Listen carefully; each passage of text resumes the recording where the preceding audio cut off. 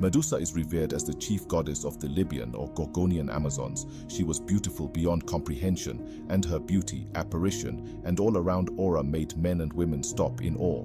Known as a warrior queen, Medusa's name signifies protector and guardian. The Greeks believed Africa was a supernatural land, and thus where their mythological creatures originated from. Regarded as a land teeming with large serpents, and it was here that Medusa, the serpent goddess, resided. According to the legend, Medusa roots are from the Black Amazon tribe known as the Gorgons. The Gorgon tribe were believed to be descendants of primordial deities, their lineage traced back to the ancient gods and their power inherited from these divine ancestors. They were the children of Phorcys, an Ethiopian god of the sea, and Ceto, the goddess of the sea and living creatures. Diodorus's collection of other historians' work links Medusa to Africa, specifically to African societies ruled by women. In Africa, there was not one race only of women who were famous for valor and warlike exploits, for we are informed that the Gorgons, against whom Perseus made war, for courage and valor were eminent.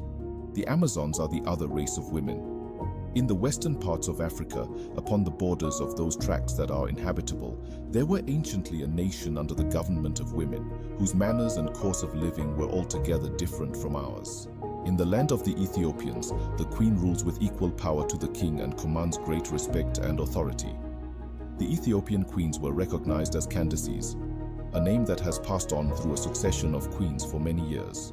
In another passage, Diodorus Siculus confirms the African origins of Medusa.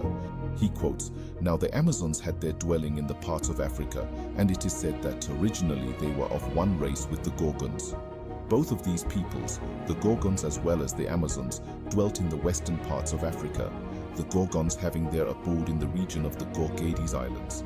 It was the custom for those women to manage all matters of war, and for a certain time keeping themselves virgins, they went out as soldiers into the field, and after so many years run up in their warfare, they accompanied with men for the preservation of posterity, but the magistracy and all public offices they kept wholly in their own hands."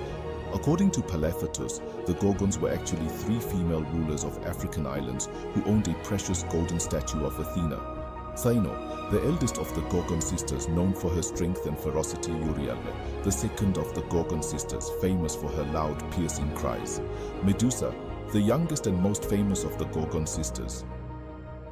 These rulers governed islands off the coast of Africa and led successful battles against foreign invaders and warmongering tribes till the time of Medusa's fatal ending.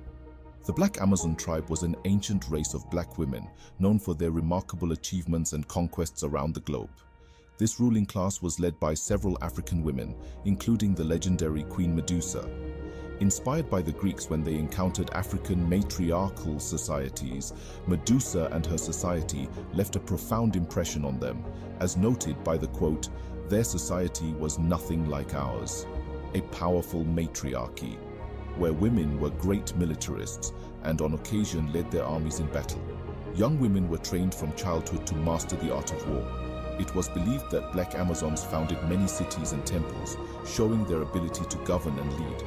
The Amazons, renowned for their bravery, are believed to have established many cities and monuments in honor of their goddess, Artemis, a goddess of war, originally known as the Egyptian deity Bastet, a black goddess symbolized as a black panther.